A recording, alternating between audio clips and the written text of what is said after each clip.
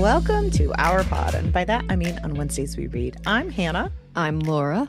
and we are two best friends who usually do a deep dive into a new book series, one book at a time, except when it's TV Tuesday. TV Tuesday. And we're discussing a very controversial season of TV with one of our good friends, Javi Novais. Welcome back. Hi, thank you so much for having me again. Thanks We for being are here. so excited to have you on this episode because we've heard tale that you actually have played the game. Yeah, actually, explain to us what is your background with The Last Yes. of Us?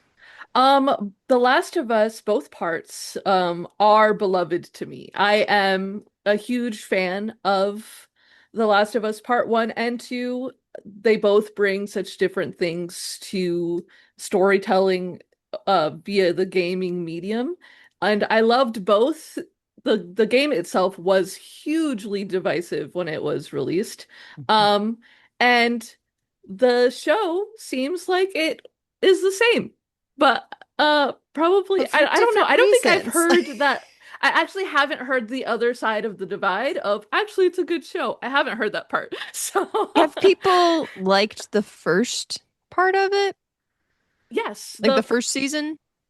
yeah, yes, the first season was extremely praised. It was loved by the Okay. fan base and also by people just coming into the show and not really knowing much about the game. Because I also loved the first season Yes. Yeah. very much so to the Hmm. point where I'm like, I guess I'm getting into video games. So Yeah, I guess that's my life now is video I games. guess I guess I'm into dystopian fungal things. Yeah. Yeah, that's how they get you.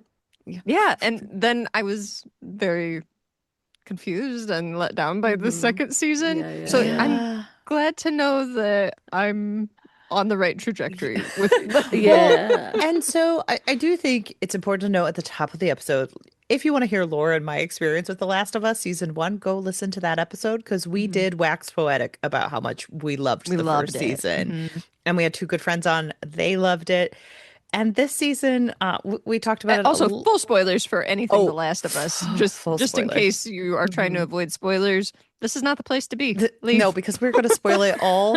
But I could say that we were talking off mic and we all said this season two might be enjoyable if you're not looking directly at it. And that was kind of Yes. Yeah, our energy. So, definitely. yeah. But Hmm. The Last of Us season two, for those who are joining after they've watched it or loved it and they want to disagree with us, it follows the part two of the game series, or at least part of part two, from what I can gather from my Hmm. cursory Googling. And we come back 5 years after the events of season one. Which, if you And remember, the first season ended with Joel entering the building that Ellie was s- going to be killed. experimented upon, killed to essentially save humankind, where there was going to be a doctor that was going to create a cure with her somehow to fight the virus or this fungal Mhm. disease that is like killing everyone and turning them into zombies. Yeah. Um, and Running Joel, zombies, which is very scary, right? yes, quick Hmm. zombies, but Joel could not handle that because he developed a strong lone wolf and cub relationship with Ellie and decided that he valued Ellie's life more than there being a cure. And So then part he lied to two, Ellie and brought her back to Salt Lake City. Or part I'm one was from Salt about Lake City to Wyoming. part one was very much about the trauma of living in a post-apocalyptical universe, and part two is Mhm. what happens when you are deeply affected by the events of a post-apocalyptical universe. And So, it's also very much about like lying to each other and how that can affect relationships too. yeah. But I don't know. I don't know what the major themes are. I can't. I don't think the show knew what the major themes were. No. Yeah. I think It's also about Pedro Pascal is handsome. So yeah, that Well, was mentioned several times. yes. Yeah. yeah, I do think part and season two kind of picks up 5 years later. We meet this character, Abby, who is famously and infamously a little played by Kat Devers, or Devers. And Abby is someone who is affected by Joel's tirade through the hospital. Her dad was the doctor who was going to kill Mhm. Ellie, in effect. And she has decided to take revenge on Joel because she can't let go of what happened to her father. And she does in a scene that shocked Hannah 20 minutes before. So, Javi, you did not know this.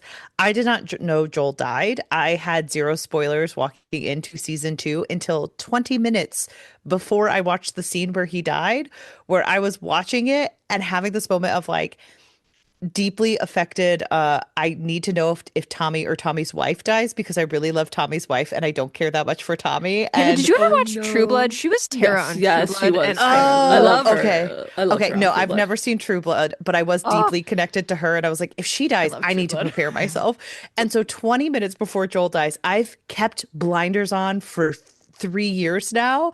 I looked it up and it's like Abby stabs Joel through the neck and I said, well, I could have been surprised. Like, how did I get this far and still Finish line ruin it? insight. That's so Like, funny. it was in the distance, and I just full on spoiled it for myself right at the finish Oh line. I'm man, thinking So, that's though, Hannah, so like, do you funny. think if you wouldn't have read that spoiler, do you think you would have been watching the episode and thought, like, he's gonna get out of this? Ellie's here yes, now. We're a saved. 100%. I would have thought, well, surely in the next episode he's alive, and I would have had to look it up. Like, I think I would have.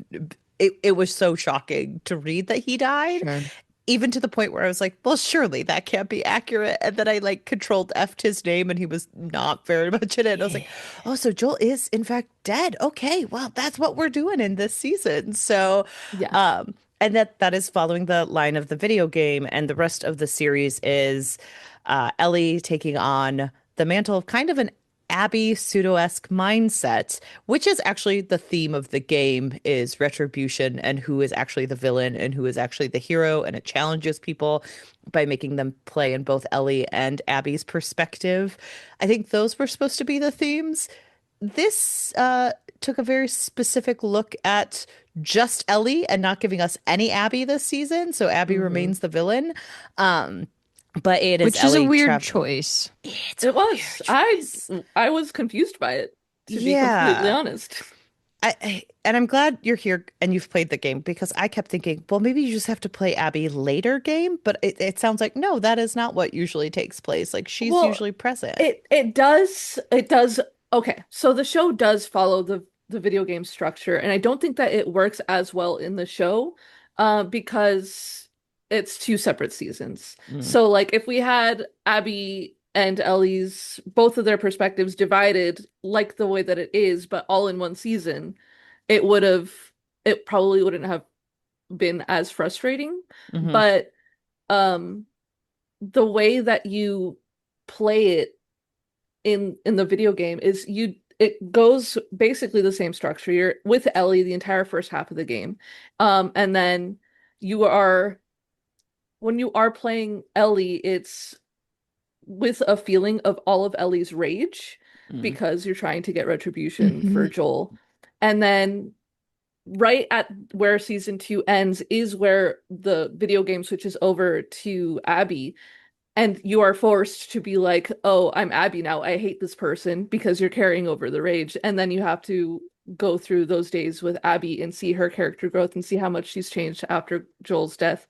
And like it is a lot of the player grappling with their feelings of rage and having to be like, well, actually, Abby is a person.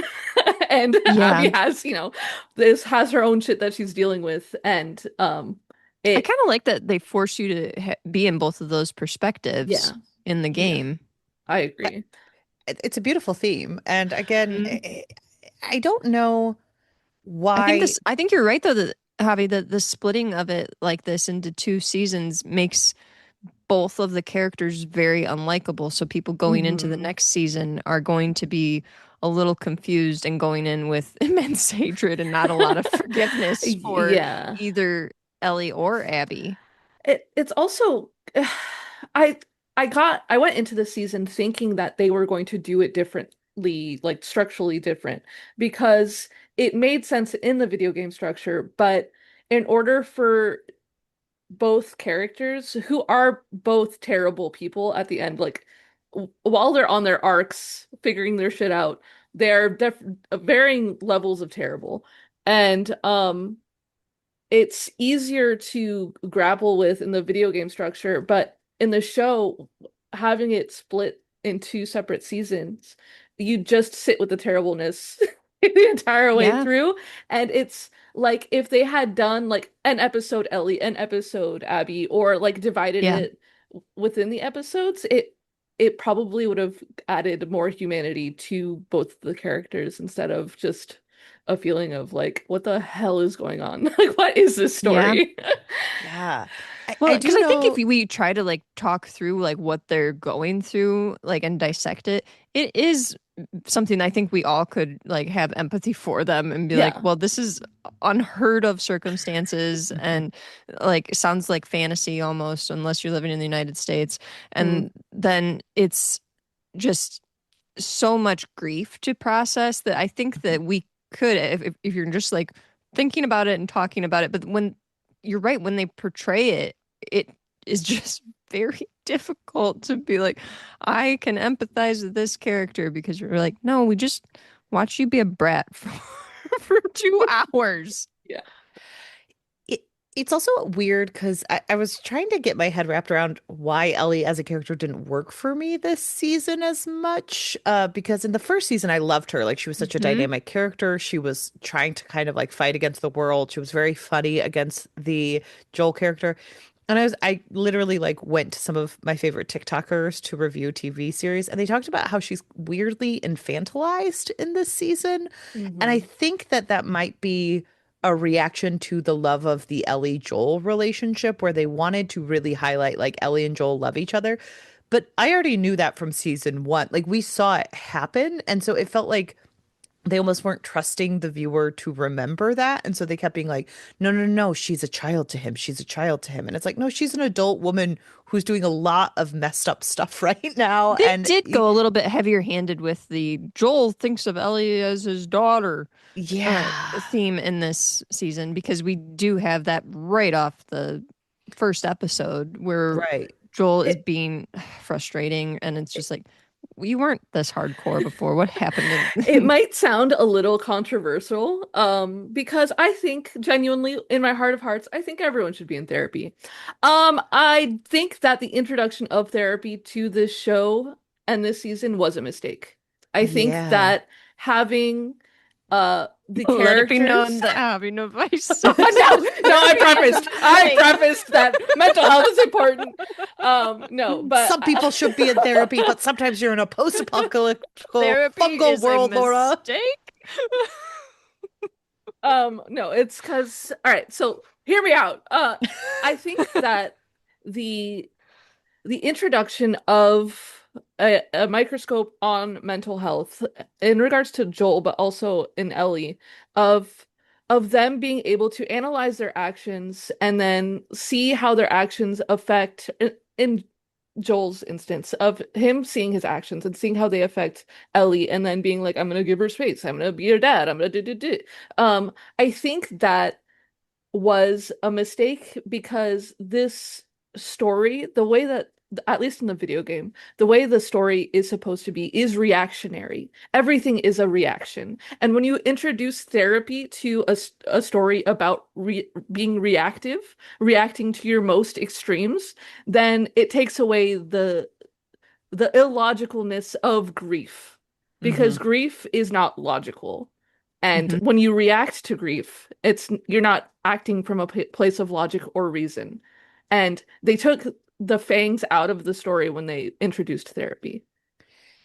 Very, Yeah, very well put. And yeah. I'm just asking, so does Gale not appear in the video game? Because Gale is Gale, played by Catherine O'Hara and yeah, Gale does not exist okay. in the video Yeah. game. Yeah, because I looked up Eugene, her husband, because I apparently just love spoiling it for myself. And I saw in the video game he's like barely there. And I was like, oh, okay, I guess he's just not important in the actual like He's video game actually series. incredibly He's like important in mentioned. this Like season. Yeah. he has an impetus. Like Yeah, I but think Because really he's the major drive, like the big he divide between Joel and is. Ellie, we find out he's And kind of the straw that breaks the camel's back. I think yeah. they did that because they separated the show the story into the two parts, into the two Mm, seasons. Because when you separated them like that, then you needed filler. You needed to put Yeah. mhm. structures in place elsewhere, and he was an easy out for as Ellie's rage or Ellie's feelings towards Joel saving her. Okay. I do think though that is a mistake because like developing the Jean storyline is a mistake because we really could have trusted viewers to get on board with Ellie being uncomfortable with that lie that was told Yeah. to her. I Yeah. wish they would have It, tried harder with that because you could tell at the end of the first season that Ellie felt uncomfortable with Joel's story. And I can believe that 5 years later that there still It would be starts this eating away tension. at you, especially when you're going into Yes. adulthood and you're Hmm. yeah. starting to question things more of your pseudo father. I, Yes. I do think it's a lack of trust in the viewership. Like that's what it Oh, kept feeling like to 100%. me because everyone, like what you're talking about, Javi, where it's like you have to trust in the anger and the rage of Ellie. Hmm. I didn't always get a rage of Ellie. I mostly got like, I really have a crush on Dina. And like, And also Kind it's of. because of the time because when Joel dies, there's like 3 months between Mhm. him dying and then Ellie being able to do anything about it. And time in addition to therapy. And It's what does Ellie do the minute I'm fine, therapy, it's yeah. awful. Mhm. It's like it was a further defanging Ellie's rage was adding more time because yes, there when you are allowed to fester, then the grief gets worse, the feelings get worse, but it was also like us as the audience weren't able to sit in the feeling of rage because 3 months Right. have passed. So we expect things to be a little different and they were different in the show and it wasn't different in Mhm. a way that was productive towards telling the story they were trying to tell. It was different in a way of like, what are we doing here? You've had time to think about it. Like, Yeah, Yeah. you've had time to like talk to Jesse, who you're very close with. You've had time Yeah. to talk to Dina, who Are you're we close with like Jesse? I don't in the know. game they are, from what Yes, I've been in the told. game Like they It, they're are. They're best you know what? To friends. me, buddies. it's not believable. Yeah. No, definitely not. In the show, I did not get best friends from them. I Yeah. No. got like she's a loose cannon. He's the person trying to keep her He's like trying to be like the Captain America part of the Marvels where he's like, we gotta follow the rules, guys. And yeah. Ellie's like, well, I'm Iron Man. I don't follow the rules. And so just like No, that you're kind of right. dynamic. They did really like shove down like Ellie, you're just a loose cannon. You're Yes. just out of control. And like we know that about Ellie. We've seen it in an entire season that was beautifully done that she doesn't Hmm. think things through. So like it's just like no, no, no, that's an extension of her character. Like literally there were so many subtextual moments that I was like, "Oh, great. I know this now." That then they made them textual, like her burning her arm to cover up the bite Hmm. marks. Yeah, like And that then didn't her need to be explained. Trust your audience. no, I Right. was We like, could figure oh, that out. she burnt herself. That's and like we saw her do it with her stomach, where she burned her Hmm. stomach immediately after it happened. And it was Yep. like, that's all we need to know. She gave herself a severe burn. You don't need to have her be like, I just really wanted to wear I short sleeves wanted to again wear a short second sleeves. time. Like, Yeah. yeah, it was a wild choice. Ellie did feel younger than like I started watching the playback of the video game before we hopped on, and she does feel a lot younger in Hmm. this, which is a choice they could have made, but like it goes back to the defanging and the lack of overall rage we feel. Um, and Ellie does hunt down a couple members of Abby's party, and she has rage-filled moments, but she immediately regrets them. It's like they didn't want us to hate Ellie, so they kept being like, she's sad Yeah, about it they now. kept they Hmm. kept wanting her to be likable. And I think that's a huge issue in the show is them wanting her to be likable, them Mhm. wanting to cast like a light of good on her actions and her feelings when um the the heart of what could have been shown was uh, grief is ugly. Every angle you Hmm. look at it, grief is ugly, and when you act on it in your extremes, it's all of your actions are going to be ugly. And that is human. And honestly, my takeaway from this show, from this season of the show, was that season one, the focus was on humanity, on the human condition. And Hmm. on season two, we did not focus on the human condition. We focused on maybe expanding the worlds, exploring the infected, how that works. Um, we focus too much on world building and not enough on the characters when the characters are the story. Javi, I was kind of wondering if you could kind of talk us through your thoughts on the casting of Bella Ramsey as Ellie, because I'm I'm kind of struggling with how Ab or I'm sorry, not Abby.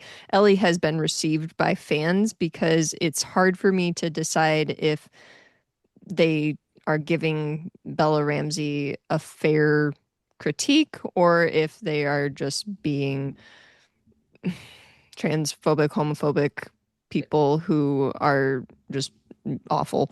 And I think that there's a lot to kind of unpack about the casting, and how the creators do seem to have a deep love for Bella and want Bella to be well liked. So I think there might be some of that influence like coming through, where they're trying to change the writing to make viewers like Bella more. Can you kind of explain some of your thoughts on this? Yeah, so I think that viewers' reception of Bella is probably rooted in some sort of misogyny.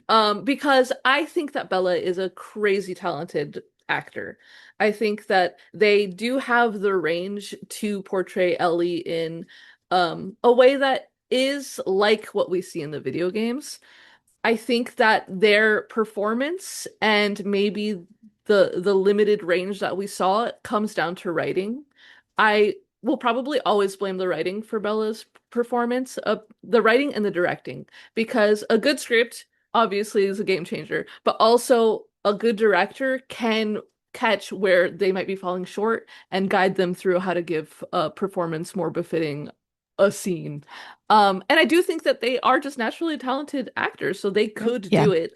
It's just I I I don't think that the writing or the directing helped them in I that regard. Yeah. weirdly, so I do think they're a very talented actress because I really was, or actor, um, act person. But like they had such an effective job, like because I focused in a lot on the birthday episode because that was the one I was like watching the closest. Hmm. Hmm. Throughout the ages, I felt their age as they like aged up, and they're doing each of those like stages of Ellie, and Hmm. I thought that was really effectively done. And when they're acting against Joel, they're really cooking. But there were moments where I felt like the creators almost hold Bella too closely, like they don't want to offend them in a Hmm. weird way where they feel almost paternalistic. And I think that that gets into the misogyny that you're discussing. Yeah. Well, okay, so video game audiences, the male video game demographic is very, let's say toxic. Um, What? and and Shocking. And like, you'll also think they're probably white. White men, straight. hey, listen, I you I said it, not said it, me. and you know what? Blame it on me. I come at me, Yeah. white dude. Well, I mean, Stay you're away. right, but also, okay, so the thing with Ellie's video game reception was good. Like as her appearance, as her character, male audiences who loved the first one continue to love her in the second one. But Abby's reception, beyond Abby's action in the video game to Joel, beyond her killing him, um, her reception was terrible. Hmm. Her reception by the male audience was absolutely disgusting. And it wasn't Laura, it because, was literally because she wasn't fuckable. She was a brick yes, house, like very sturdy, strong female character who is a little bit more androgynous. Like, yes. And they sent death threats to the voice actress about it. hmm. So, like, I I don't think that any commentary on Bella's performance is really on Bella's, like, I don't think it's Bella's fault. I think So, Bella did the best that they could with what they were given, and they Hmm. weren't given yeah, much. But people that's have, why I'm struggling really hard to come down on this season, because I'm like, I'm not part of the manosphere. Like, I well, I think it really goes just back like, to one of those things like I often say Well, I don't really like Taylor Swift, but if a man says he hates Taylor Swift, I'm like, well, why do you hate What Taylor are the Swift? reasons? Yeah. You need to tell me what the reasons are, and they need to be It's legitimate. It always a can't red just because flag if a guy's like, I hate the Barbie movie and I hate Taylor Swift. I'm like, right, tell me like Yeah, why yeah. now. exactly. Where it's just one of those things where I'm like, okay, so you hate Bella Ramsey as Ellie. You need or you hate Last of Us season 2. You need to tell me why. Because if you can Yeah. tell me why and it's legitimate, I think that that's fair, but I don't want you to just be like, "Oh, because Bella's terrible." And like those are the No. things that I don't think Hmm. are valid. Yeah. It's strange too that people were so I don't know why they felt like the characters had to meet like a societal standard of beauty either in That's this type of honestly, game. anyone being beautiful in that setting, like more I props to know, them. like Well, also like it goes into that weird societal standard of like in the first scene of Ellie in the video game, she's literally like sniffing her armpit and she's like, "Oh, good enough." And she's like leaving. So like there are realities of like, yeah, you kind of stink in this world. You're going to be yeah, stinky. But Yeah. she does look more aesthetically pleasing in the video game, and I think but male Abby has to be hot. but yeah, Yeah. but I think like a lot of times toxic white male audiences are like, but I wouldn't fuck her, so why do I want to hang out with her? And it's like, well, So because she's a this kind of person. gets into Hannah what we Like, talked about. We kind of talked about this briefly in our most recent episode covering uh, one of Tana French's books, where we were talking about like how attractiveness affects the way that men value women. hmm And if people are too I shouldn't say people, women are too attractive, they are seen as less than because they're not considered to be smart and therefore are considered unworthy. But here we have another thing happening, which is just a perfect example of women can never win, where it's you can be smart, but you also have to be hot. If you're smart, but you're not hot, you also are not valuable. So I I just and the other thing too is like beauty is in the eye of the beholder. I don't know what this character in the video game looked like. And obviously like people's definition of what is attractive varies, but like I'm assuming they wanted Margot Robbie with a golf club. And I Margot Robbie. Well, I think, I but like just that mentioned kind of, Barbie, so she's the first attractive woman that popped into my brain. but I do wonder sometimes if that doesn't play, if like the video game people are trying to like protect the creatives a little bit too much, because like they hired Kat Devers as the Abby character, and it's Is incredibly her name important Kat or Caitlin? or Caitlin, sorry, Caitlin Devers as this Abby character, but Caitlin is incredibly pretty and tiny, and a huge important part of Abby's character is, and like I only know this tangentially, so Javi, please correct me if I'm wrong, but is that like Abby is kind of terrifying because she is a larger than life person who is strong and capable and could probably mess Ellie up, who is a smaller character. And so to cast Caitlyn, it kind of like it's one of those like, why did you do that if it is inherently important to the character to have her be a larger person? Why did we cast Dainty person? Is it because we want her to be sympathetic and it's easier to be sympathetic to a smaller, prettier person? Those are Mm-hmm. concerns Mm-hmm. I have. Easier for a lot of men Viewers, and yeah. patriarchy, like patriarchal And views even to women, like I think that's what I sometimes mean. women, Women who yeah, have yeah, patriarchal right. views and are ingrained misogyny. Okay, so I'm of two minds with Abby's casting because um Abby's build in the video games is it's a very important part to her character. It's how she copes is like building her body and Mm, being strong and being able to physically show up for the people that she loves because it's like an overcompensation for her feeling like she fell short by not being able to protect her dad, right? So like her putting on muscle, being a fucking brick shit house, that it has a purpose. It serves a character development purpose. It serves a narrative purpose. It also serves a purpose within the video game mechanics itself, so that Abby hmm plays differently than Ellie. Um, and when you cast a petite, pretty little woman as Abby, you completely change how she shows up narratively.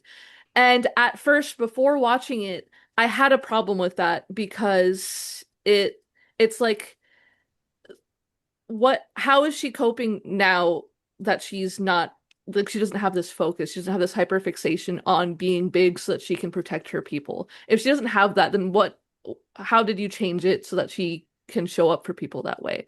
And we didn't get to see that in this season, but also that's not really the point of her character anymore.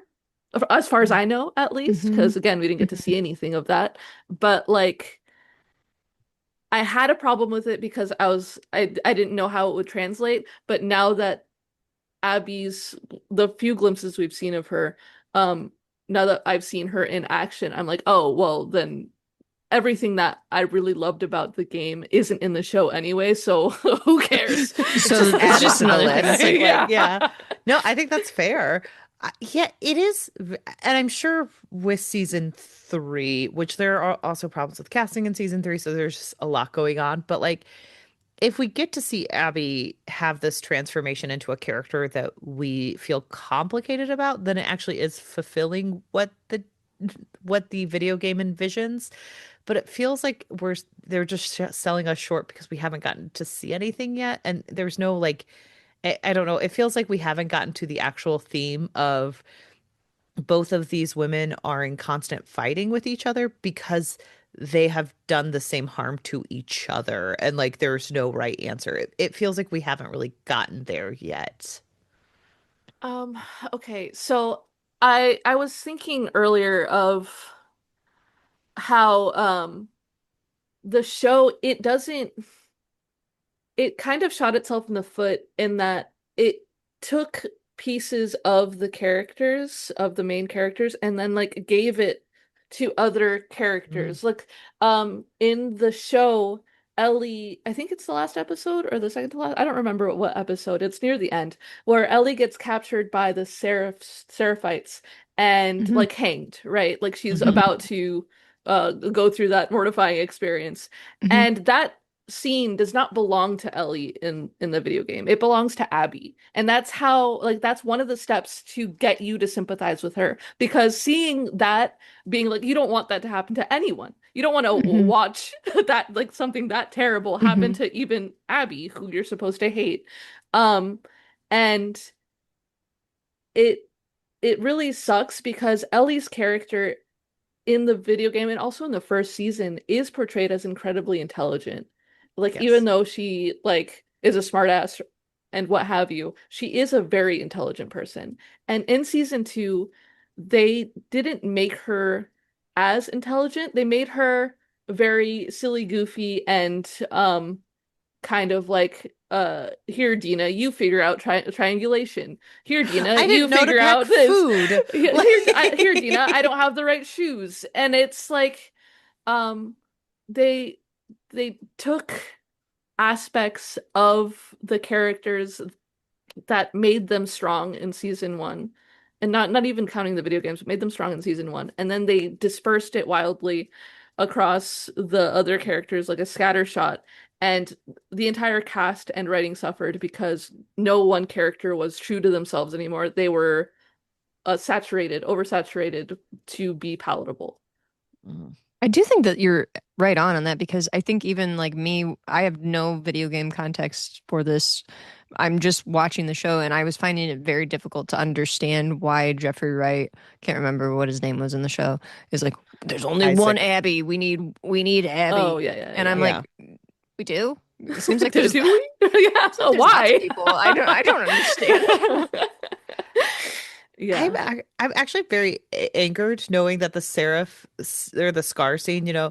didn't happen to Ellie because Didn't happen to Abby, yeah. or didn't happen to like Abby in the show, but like happened to Ellie in this because Hmm.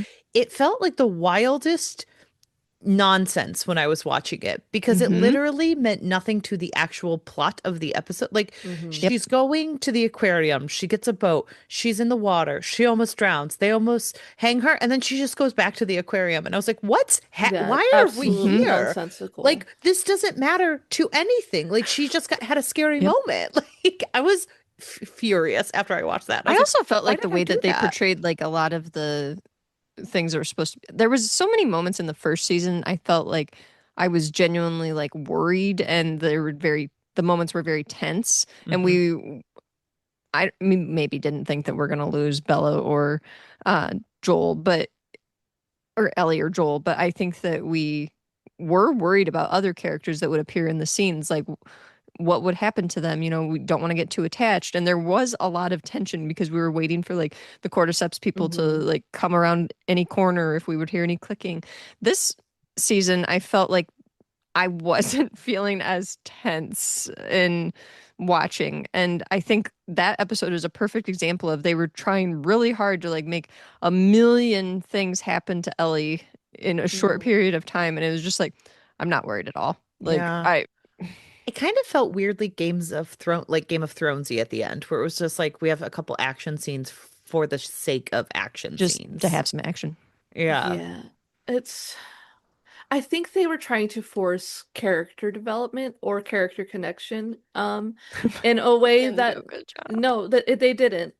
Because the the scene that comes to mind is where Ellie comes back to the theater and her back's all scratched up. It was after she talked to Nora or whatever.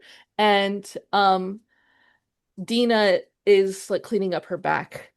And that feeling of Ellie taking off her shirt and seeing her back all banged up, it felt incredibly unearned. Hmm. And even though we've seen her do some stuff, Hmm. we've seen her get into scraps or whatever, the the action was so disconnected emotionally that when we see her banged Yes. up, it's like, okay, what is It's this like the scene Yeah. stake. supposed It's to like do the for me? stakes are gone. That Yeah. we are, like you said, disconnected from the character on an emotional level. So then there are no stakes for us as Hmm. viewers. That we're just like, meh, Which is okay, weird because the point of the game is when you see Joel die at the beginning of part two is anyone's on the table. Like it's yes, supposed to actually take away that plot protection. But it hmm, Hmm. feels like after we lost Joel, they were like, don't worry, no one else will be lost this season. Because I was like, yep. well, Dina's not going to die. Like, they're not going to kill Dina at this point when she's hiding behind a cage. And Ellie's like, don't worry, I can be bitten. Like, it's Yeah. just... Or Laura's favorite line of the season, I'm going to be a daddy. Oh my God. So No, oh my God. that was the second worst line. The first worst line was Jesse being like, "I am in love with her, but don't worry, not in the same way." And I was like, Jesse, I don't know why you're here. You're annoying me. And Yeah, then the seriously, second worst Jesse. line was, I'm gonna be a dad.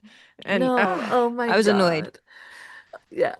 Getting that line, like witnessing that line as a one as a queer person, but two as a person who loved the video games. It's just okay, from a queer person's perspective.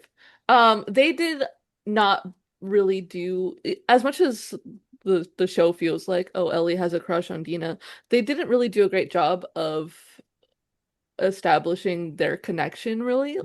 Like, Hmm. I didn't I saw the performance of a crush. I did not feel the attachment of No. devotion of like I'll do anything for you really or like it's not even that. It's not like I didn't feel the emotional connection of Dina, I will do anything for you. Like I'm here at my own risk. Like, she said it. I didn't feel it. She Yeah. said it a lot. I didn't feel it. They Shh. tried fairly hard to endear us to Dina early on because they're like, you know how we will make everyone love Dina? We'll put her in a few scenes with Pedro Pascal because you know who everyone loves? Pedro Pascal. Which is Yeah. actually like that's a good theory, Laura, because like from what I keep going back to what I've heard of the video game, but like Dina and Ellie are supposed to be together during the scene where Pedro Yeah. Pascal Yeah. is abducted, and Hmm. they're actually supposed to be at the beginning of their relationship. So they moved it deeper into the season Well, and gave us a weird like Dina being straight for a while, but then being like Well, and no, then and we it's had like to have these moments where Joel had to say, like, I just understand Dina a lot more. She and I connect way more, and she's a great person, and I would just absolutely be honored if she were my daughter-in-law, and like all that Oh, sort that of final scene between BS. Ellie and Joel was so frustrating because we didn't need it. Like, I felt like almost cheated that she got to have that goodbye. As someone whose mother died suddenly, I was like, no, no, no, you don't get a heartfelt goodbye the night before he dies, where she's like, don't worry, I still love you. Like, it felt like we were robbed of a lot of her rage and a lot of her regret by I'm having not them gonna have that lie. final conversation. I'm not gonna lie. Getting that episode, so the flashback birthday episode should have been the one that I liked the most, and I Hmm. just didn't like it very much because of things like that specifically, where they were trying to like, don't worry, Ellie did make amends. We just didn't get to see it, and then she was just maybe kind of had a bad lunch or something and was upset that morning with Joel. And it's like, no, it would have been a lot more poetic if they hadn't had that closure. Hmm. So my issue with that episode, as someone who has played the game, is that they dumped everything into one episode. In the Hmm. game, we do have flashback scenes, but they happen occasionally. They're peppered throughout the story and they feel earned. Of like Ellie does something heinous, and then we have a scene reminded why. Like to remind us why she's being a monster right now. It's Hmm. because of her grief, and we get to see Joel again and feel our love for Joel again, and then we're mad again. So like the flashbacks serve a narrative purpose that they don't serve in the show because we're given all of it at once. And that scene where they get to talk does happen in the game, but it's at the end of the game. It's one of the Mm. closing scenes of the game because you go through the entire game feeling like Joel and Ellie ended on bad terms, and that's what's Hmm. enraging her right now, is because she didn't get to say goodbye. It's because she didn't get to like they didn't get to Hmm. clear the air. Like that guilt feels like her driving force because they didn't get to have that moment. And then you get to the end of the game and you see that they did get to have some kind of goodbye. And it wasn't, oh, It the wasn't a good perfect one. no, it wasn't. The goodbye that they had was I'm furious with you, but I would like to figure out how we can figure it out. It was the Mm. promise of maybe tomorrow will be better, and then tomorrow Hmm. never comes. Hmm. Um, and that is so much more poignant than what we got in the show because we were given everything all at once, and it didn't feel earned, and it felt so out of place. You know I what? I'm think going to they blame that thought again they on were Pedro doing it. Pascal because I honestly am because I think people were so attached. Pedro Pascal was just having a huge moment in time after Hmm. The Last of Us season one came out and the success of The Mandalorian and everything. People wanted him in everything.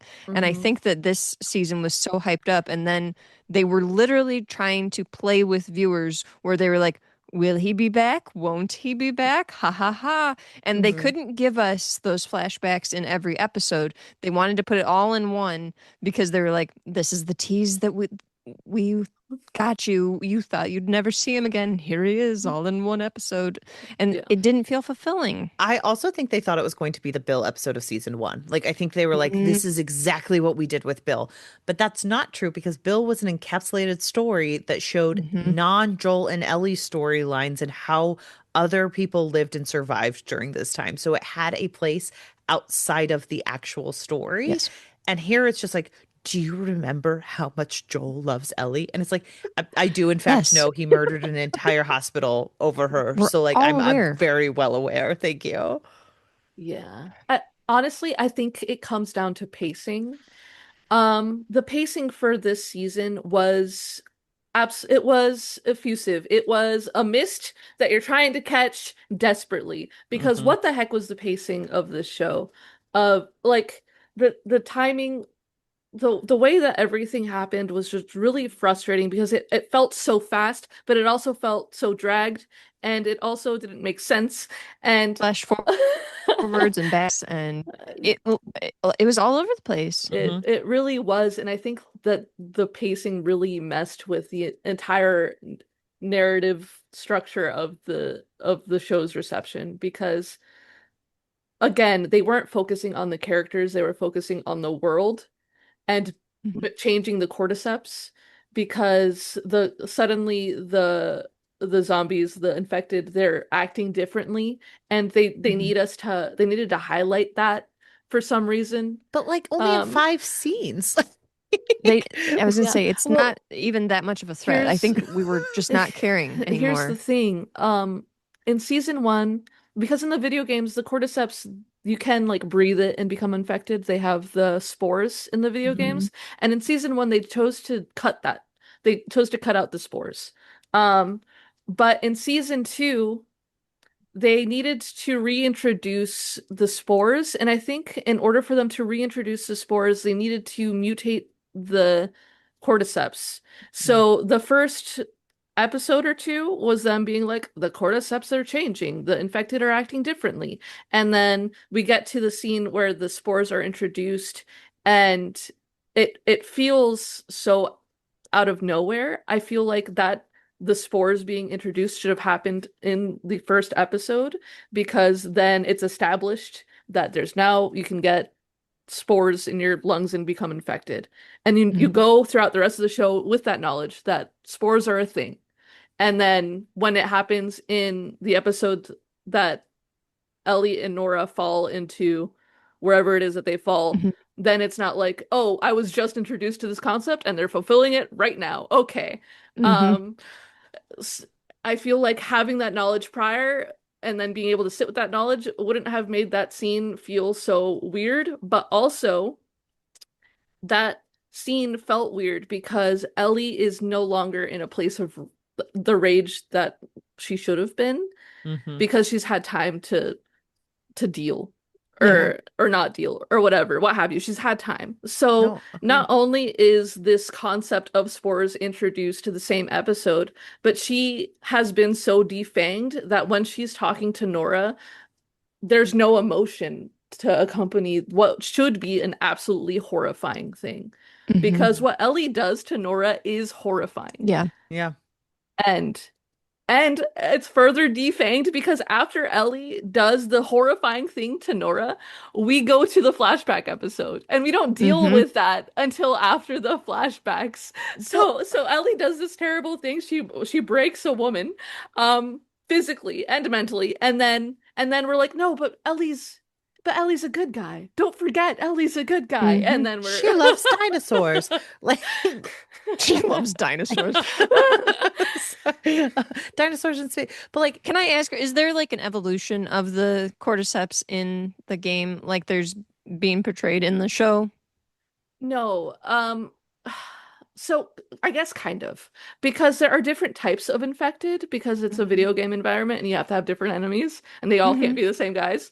Um, so like the longer a person is infected, the cordyceps shows differently. So like there's stalkers who the they're really creepy and they stalk you and it's kind of like in this scene where Ellie gets bitten by the intelligent one. yeah. Mhm. She's kind of reminiscent of what a stalker was in a video game. So yes, there is a development because stalkers weren't introduced until game two.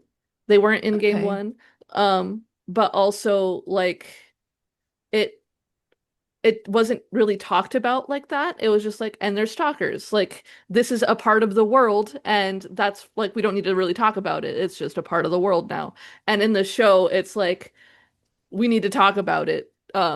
We need to talk about everything. We need to talk about the world instead of you as a Mhm. character. And that really frustrates me. Well, it's So also it's really it's not like a we're gonna watch this for 8 more seasons and then we'll have like a city council of cordyceps people.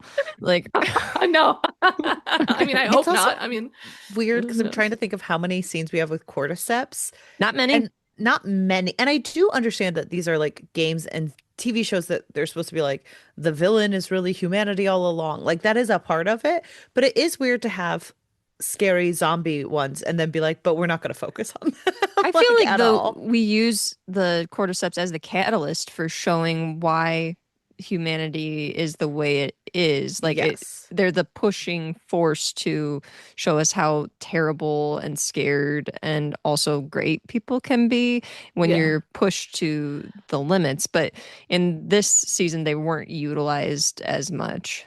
Yeah, they definitely Well, weren't. in dystopian fiction, or I guess apocalyptic or zombie fiction, specifically, the the narrative is usually there are monsters and then there are monsters. And Hmm. there are the zombies and the real monsters Mhm. are the friends we made along the way.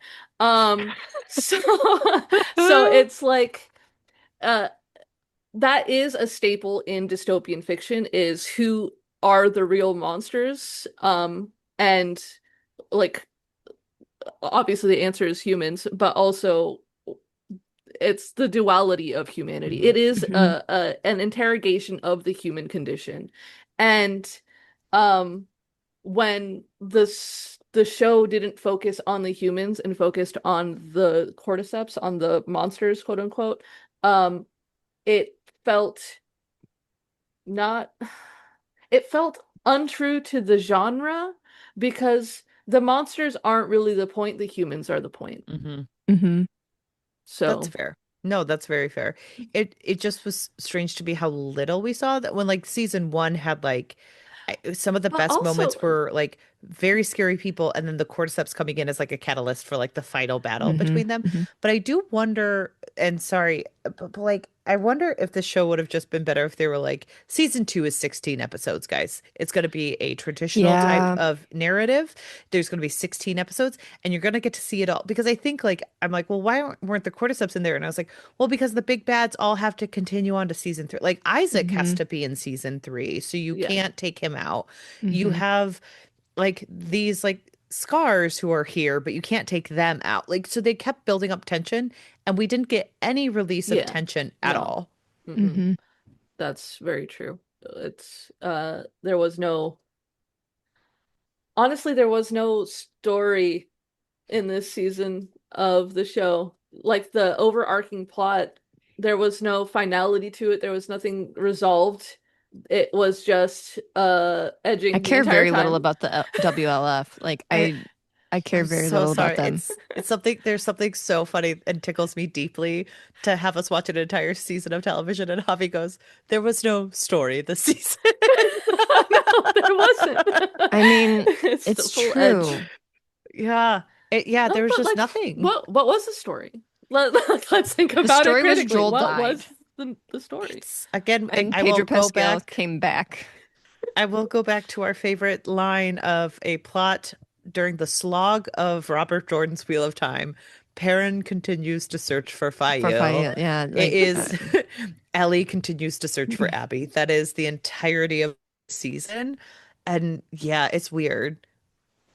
Yeah, I agree. I think the 16 episodes would have been much more conclusive. It would have at least tied everything together in a way that maybe wouldn't be satisfying, but at least it would be done, you I Yeah. think it's know? unfortunate though, because I don't know that we're ever getting especially like sci-fi and fantasy shows that are getting long seasons like that anymore. I Yeah. just don't think it's happening because companies aren't willing to take risks like that. And even with a show that had the huge success of the first season of The Last of Us, I don't think that they were willing to take the risk to be like, we'll do a 16 episode season. And it probably would have been a lot better if they could have stretched it out, but Honestly, that's companies kind of aren't willing to do it. crazy because like another absolutely adored to a point zombie show that had 16 episodes more or less for each season was The Walking The Dead. Walking Dead. Yeah. Hmm. And it got so many spin-offs. So like Yep. it could have been effectively done. And I did hear like I watched all the featurettes at the end of these, which are long. I kept being like, these I are haven't, so yeah. long. I've been here for forever and I just want to go to the next episode. But they were like, some of them I swear were like 10 to 15 minutes long. And I was like, you Mhm. don't need to tell me this much about the episode. It's 50 minutes. Yeah. Like Was The Walking Dead a streaming only show though, or was no, that no, that was well, on see, AMC. that's a difference. I Hmm. think streaming has honestly ruined a lot of like things for TV. And I think that because like I Hannah and I complain about this a lot that a lot of our favorite shows will be canceled after one season. Hmm. And it's because they're just not able to take the risk to continue on for another season or whatever. But I do think that streaming has a lot to do with how many episodes we get and the length of episodes too. Yeah. Yeah. But no, the in the featurettes they said that everyone's trying to stay very true to the source material, and I wonder if that also Bitch, added. where? I know, Bitch, where? but I would with you saying like you Can play you remind me what source did they say? Because That's very fair. everything that Javi has told me so far, I'm like, what? This is Hello? more, I wonder if they're saying that because they wanted the Ellie season first and then the Abby season. And it's like, but you've changed. So, like, Dina and Ellie's relationship is different in this season than it was. So, like, you've Yes. changed the two fundamental pair traveling together. What's happening? Yeah. That's honestly that makes me mad. You didn't have to say that. You didn't have to say that. You could have just not said that and I wouldn't be Just mad about it. imagine how happy we'll all be in the third season when Dina has her baby and names it Joel. And Oh, Well, here's the no. thing. Okay, spoilers for the video game and also season 3 if we get one. The baby's name is JJ. It's Joel. What's the Jesse. Jesse? Yeah, it's both of Oh, them. you know because what? my The toxic fact that I called ex-boyfriend that died. just makes me hate it more. I'm so sorry. I think I would riot if like I understood she loved Jesse, but if my current partner was like, "Look, Jesse was my best friend and I really want the baby to have the baby's middle name." I would be like, "I'm not naming it after my toxic ex-boyfriend that I broke up with and got back together with." But Like, here's okay, so that's also it's so frustrating because the characters are so different. And mm, Jesse is in the video like he's such a good boy. He's such a golden retriever. Like golden retriever mixed with a German shepherd of like he just really wants to be there for his friends and he's He's a going to do service animal. Yes. No, he was legitimately. He was of like I'm gonna show up for my friends. I'm gonna be there for them. I'm gonna help you whatever you need.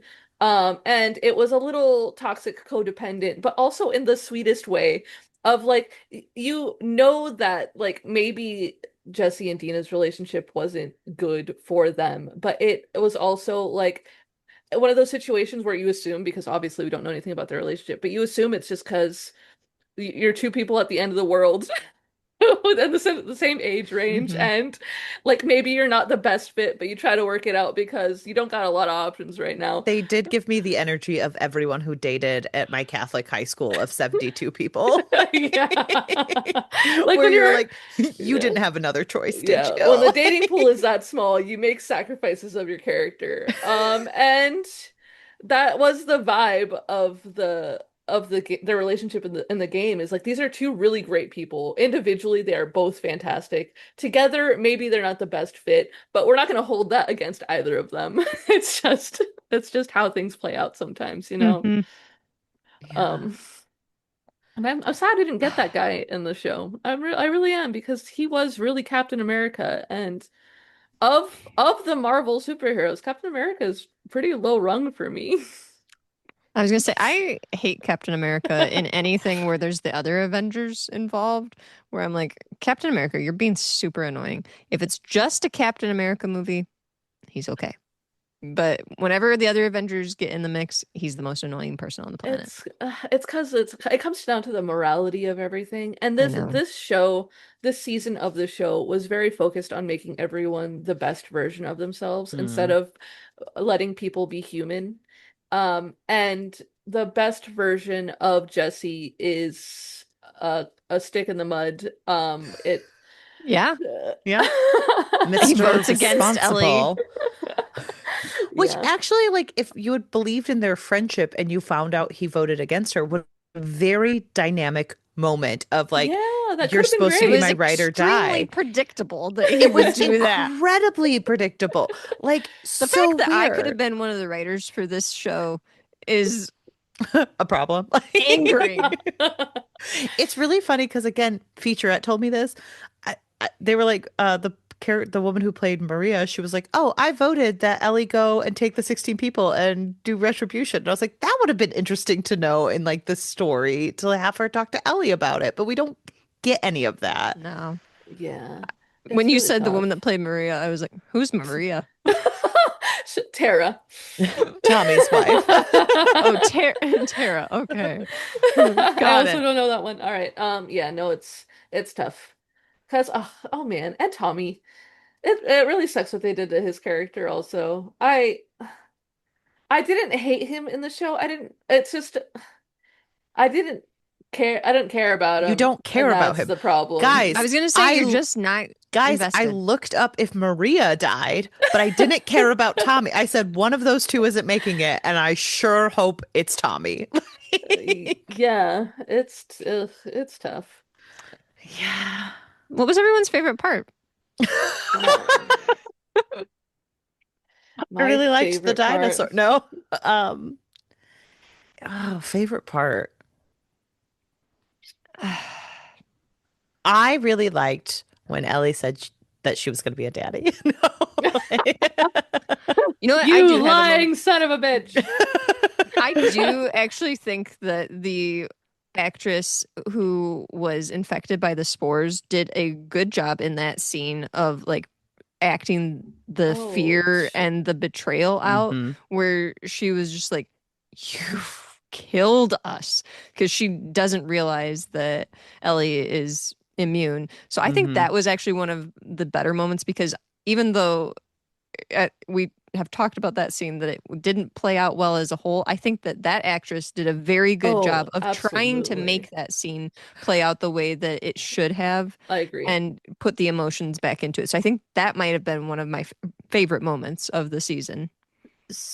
I don't want to say it's my favorite because I don't think homophobes deserve to have redemption arcs, but I do think if we're going at the themes of like the video game of people are complicated and bad people can do good things and vice versa, and no Yeah, one is, I do think it's interesting that the people who helps Ellie is the guy who Oh, Seth. Yeah. was Seth. Like, I think yeah, that's interesting because it's actually discussing the themes of what the series is supposed to be.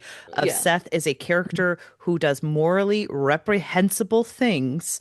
However, he is still part of the community and he will Mhm. still show up. And is that good or is that bad? I think that that is Yeah. a very dynamic question. And I did like that part. And then we got the rest of the show. Yeah. So Yeah. It is hard to pick No, out I things. I agree. Yeah, no, that is a very good point. I hadn't given Seth much thought, but I yeah. As really we like shouldn't. that actor. Like I really like the actor, so he like stuck out to me where I was like, "Oh, you, I recognize Yeah. you." Like, Well, especially because he doesn't have that arc in the video game. Like he's not he does the homophobic thing and then he does the apology and that's it. That's all we see of him. Um and we also don't see the homophobic thing right away. That's a later in the game reveal. But my as far as favorite parts go, I think mine is going to be, and I'm so sorry, please don't think less of me. I'm a sane person, I promise you. It's the scene where Isaac is torturing the Seraphite, Oh, okay. with oh No, yeah. I respect this choice. with, with the pan. I think that point in the show, that singular scene, is the only instance where the writers trusted their audience, where Mm, they weren't holding Mhm. our hands through, well, not as much as the rest of the show, at least, where they weren't holding our hands through the dynamics of the characters in the scene and also the factions that they represent.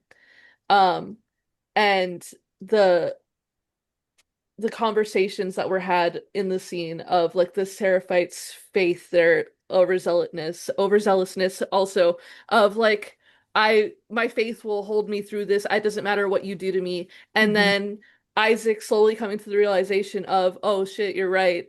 Your faith, it doesn't matter what I do to you. You're going to stay strong in your Yep. faith. And mhm. then that resulting in him having to kill the Seraphite is like it said so much without us being told, hey, this is what's going on in the scene. And Mhm. so much of the show felt like, hey, this is what's going on in the show right Right. now. Yeah. Yeah. I think that that's a solid choice. And I think that Jeffrey Wright is another actor in this season that was doing a lot with a hmm little. No, I fully agree. He definitely was. This is the first time I've seen him in an actual acting role. The only time I've ever seen him in action is him playing uh the live action of LA by Night, which is Vampire the Masquerade tabletop RPG. Okay, Oh, okay. okay. Yeah, he is one of the characters. He's a role player in that Okay. series, and he's great. And I've always like seen him as a great actor, but I've never seen him actually acting. I was Hmm. like, wow, that's awesome to see him go from vampire to I general. only know him from the Hunger I would Games. say I remember him from The Hunger Games, Yeah. where he was Beetee. But Yeah. So, well, guys, what did we think of the season overall? mwah, Um, mwah. Wah, yeah, wah. Uh, I can't even rate it. yeah. It's I don't think it's NA. appropriate to rate it.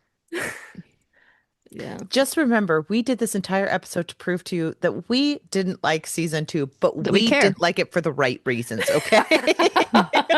Yeah. I do think throughout this discussion that we've tried to be thoughtful and give it honest critiques. I don't think that anyone was coming in with like, we hated Abby's body. Yeah, Yeah. no. Yeah. We were trying to discuss body diversity and importance of character themes, So but I will just say, good job, everyone. We did it. Hey, we did it. we made Javi Yay. watch this twice, guys. We all watched it twice, Hannah. I only We all watched it once. suffered. Okay, I've well, you only had seen to this watch one. these featurettes Well, at the I end. did. no, You that's know true. what? You I were didn't do right. that. You're right. I didn't Watching the watch those things. featurettes was like watching an entire second Mhm. season Yeah. again. Yes, So Uh, good job, you- all of us. and you know we what I all learned? suffered. Everyone loved Pedro Pascal, so it was pretty much exactly what I knew Actually, I before. think that that's the theme that we all should take away from this is Pedro Pascal is very well loved. He is so, there were so many scenes where they were like, we were just so excited to get Pedro in again. And it's like, I understand. Like, so, We're well aware, uh, HBO. well, Oh, Mm. Javi, thanks so much for going yes. on this Thanks journey for with having us. me. It was a Can, blast. can you tell people where to find you, where to find your works, all of that good stuff? You can find me mostly on Instagram these days, Instagram and Threads, under at @barbosebooks_. That is where I live primarily, is on Instagram. So, Find them there yeah. and make sure that you're checking out their books.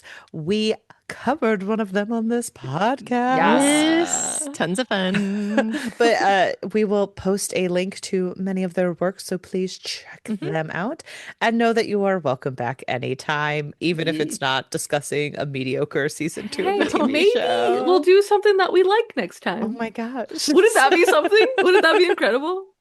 That would be We come so up with great. something quick. Have Get you us guys out of this seen have funk. you seen the Mighty Nine already? No. No, we All have right, let's do not. that one. All right. Okay. Sign Lock us me up. in for that one. We will put that in. All right. And everyone else, you can find us on all social media platforms. We exist on OWWR Pod. And join us tomorrow as we close out season 8 of the podcast. We are finishing our investigation of the Dublin Murder Squad. Hmm. So Hmm. keep an eye out for that. And on Thursday, we also have a special bonus episode with an indie bookstore seller to get us ready for Indie Bookstore Day on Saturday. Yes. So check that out. We have Ali back on the podcast as well. And Javi, thank you Thanks for again. being here. Thank you again for having me. It was a Of course. blast. Bye. Bye. Yes.